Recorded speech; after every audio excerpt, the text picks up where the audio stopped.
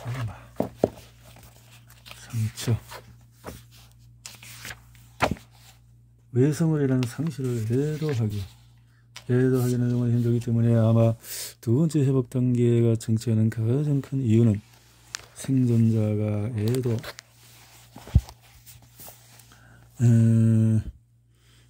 애도에 저항할 수 있기 때문이다. 애도에 대한 저항은 여러 가지 형태로 위장되어 나타난다. 가장 비밀하게 복수환상, 용서환상, 보상환상과 같이 마술적으로 회복될 수 있으려는 환상으로 위장되어 나타난다. 복수환상은 외상기약에 대한 거울상일 수가 있다. 복수가 평안을 가져올 것이라고 생각하기 전에 복수환상을 반복하게 되면 외상을 경험한 이들의 고통은 사실상 증폭된다. 사실상 증폭이 됩니다. 가해자가 진정으로 회개한다면 이는 기적과 같은 길이다. 다행히도 생존자는 이를 기다릴 필요가 없다. 삶에서 회복되어가는 사랑을 찾아낸다면 생존자도 치유받을 수가 있다. 보상환상은 가해자를 밟고 일어서서 승리하려는 욕망으로 불질러진다. 이것은 외상으로 인한 모욕감을 씻어버린다. 보상환상을 구체적으로 탐색해보면 대개 그 어떤 재료보다도 훨씬 큰 의미를 담고 심리적인 요소가 내포되어 있음을 알 수가 있다. 보상. 심리치료 동안에 이렇게 자살시도 등등해서 보상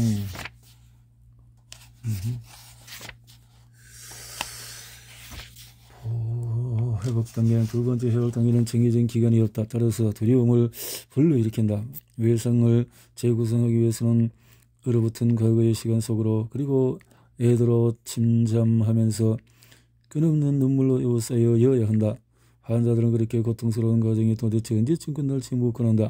정해진 답은 없다. 그러나 이 과정을 건너뛰거나 서둘러 끝낼 수 없다는 것만은 확실하다. 환자의 소망보다는 문정도 오래 걸리겠지만 결코 영영 지속되지는 않을 것이다. 수많은 대책임이 지나고 나면 외상을 이야기하면서도 예전만큼 강렬한 감정이 올라오지 않는 순간이 찾아온다. 외상은 생존자의 경험의 일부가 되었다. 단지 일부일 뿐이다. 연결의 복구. 과거를 마무리해 지은 생존자는 미래를 생성하는 과제에 직면한다. 외상이 파괴한 과거의 자기를 애도한 그녀는 이제 새로운 자기를 발달시켜야 한다. 싸우는 방법을 배우기. 실제 삶에서 얻는 데의 위험과 대면하고자 하는 의식적인 선택이 필요하기도 하다. 신체를 방어하는 기본적인 방법을 전혀 배우지 못한 사람들에게 이 선택은 심리적인 숙달을 이끌어줄 뿐만 아니라 생리적인 재조건 형성의 기회를 자기방어 훈련에서 두려움을 보기로 선택하면서 생존자는 위험에 대한 건강한 생리적인 반응과 외상에 의해서 부러지고 파편화된 행동체계를 다시 구축할 수 있게 된다. 자기방어 훈련과 마찬가지로 생존자는 야생이라는 위험 상황에서 싸우거나 도망치기 반응을 경험하겠다고 스스로 선택했다. 그녀는 자신이 싸우기로 결정했다는 점을 알고 있다. 이를 통하여 신체적인 반응과 정서적인 반응을 통제할 수 있는 능력을 확립하고 다시금 자기 안에 힘을 긍정할 수 있게 된다. 신체적인 위험에 직면하기를 넘어 생존자들은 사회적인 상황에 대처하는 자신만의 방법을 다시 평가해본다. 사회적인 상황이란 과도하게 위협적이지는 않지만 적대적이고 미묘하게 억압적이다. 이들은 사회가 묵인하는 폭력이나 착취물 묵묵히 따를 수밖에 없었던 과거의 가정에 의문을 던지기 시작한다. 여성들은 과거 순종적인 역할을 수정해야 했던 데에 의문을 던진다.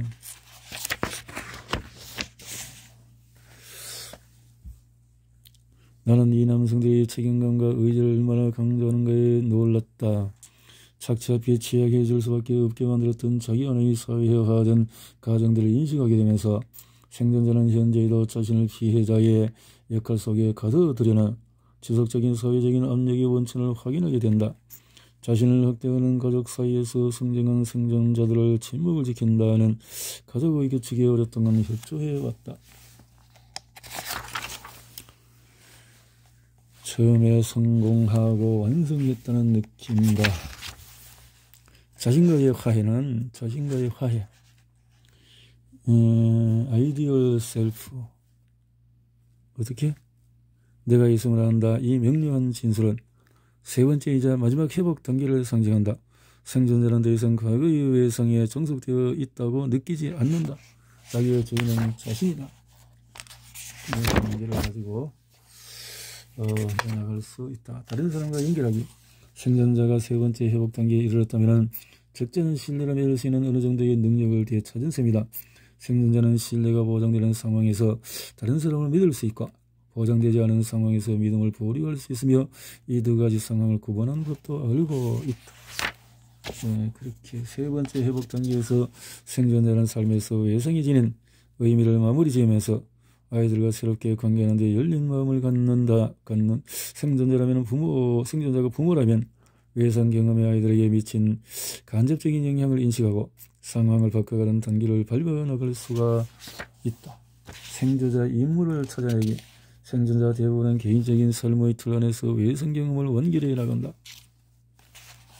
그 당시에 사회적인 활동은 다양한 형태를 띨 수가 있다. 말할 수 없던 것을 말함으로써 다른 이들을 또 도울 수도 있다. 외상의 완결에서는 정착지가 없다. 완성된 회복이란 없다. 외상 사건의 영향력은 생존자의 일생에 걸쳐 지속적으로 퍼져간다. 공통성은 외상 사건은 개인과 공동체를 연결하는 끈을 파괴했지만 살아남은 사람들은 다른 사람과 연결되어 있다는 느낌으로 존재감, 자기, 가치감, 인격을 지켜낼 수 있음을 배운다. 이렇게 해서 그렇게 집단에서 응집성과 친밀감이 발달해 나갈 때에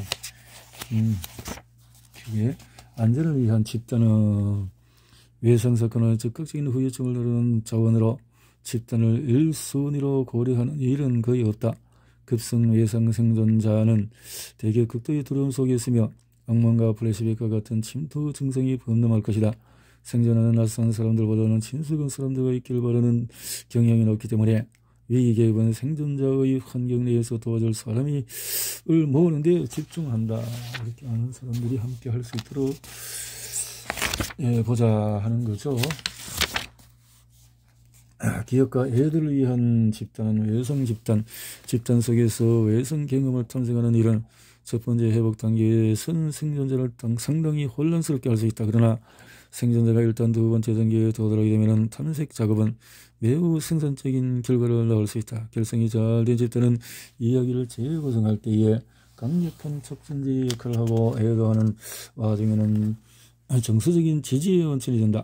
생존자가 자기가 고유한 이야기를 나누면 집단은 보편성이라는 깊이 있는 경험을 제공한다. 외상 경험에 집중하는 외상 집단은 탄탄한 구조화를 토대로 드러내기 작업을 명백하게 지향해야 한다.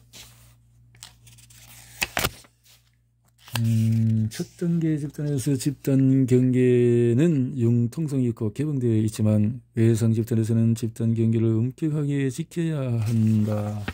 격리하고 그래서 치유가 될 때까지 도움을 받을 수 있도록 그렇게 해보자는 건데요.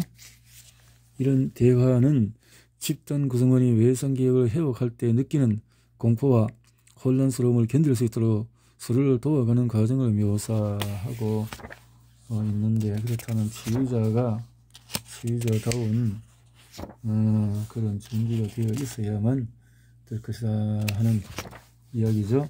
재연결을 위한 집단은 생존자가 세 번째 단계로 진전했다면 선택의 여지는 확장된다. 우선순위를 어떻게 정의하느냐에 따라서 여러 가지 다른 종류의 집단이 각기 유용할 것이다.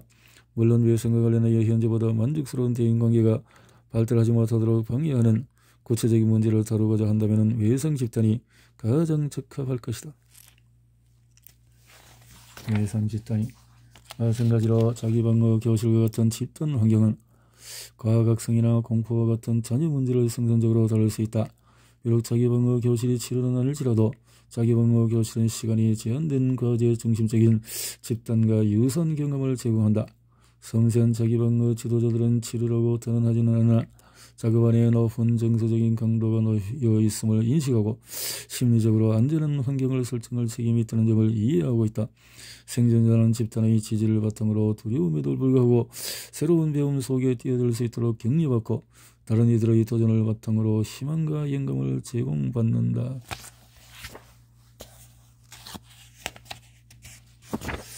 자, 맺은 말은 트라우마 말씀에서 수많은 임상가와 연구자들 그리고 정치적인 활동가들이 쌓아올린 지혜를 통합하는 것이 나의 포부였다. 그들은 폭력에 대한 심리적인 결과를 증언했고 지난 세기 동안에 주기적으로 망각되고 재발견되어 왔던 광범위한 지식의 실체를 진전시켰다. 이렇게 해서 뇌상에 대해서 단계적인 그 방법으로 치료하는 것을 그 트라우마를 이렇게 써야만 전개한 이 책을 간략하게 보았습니다.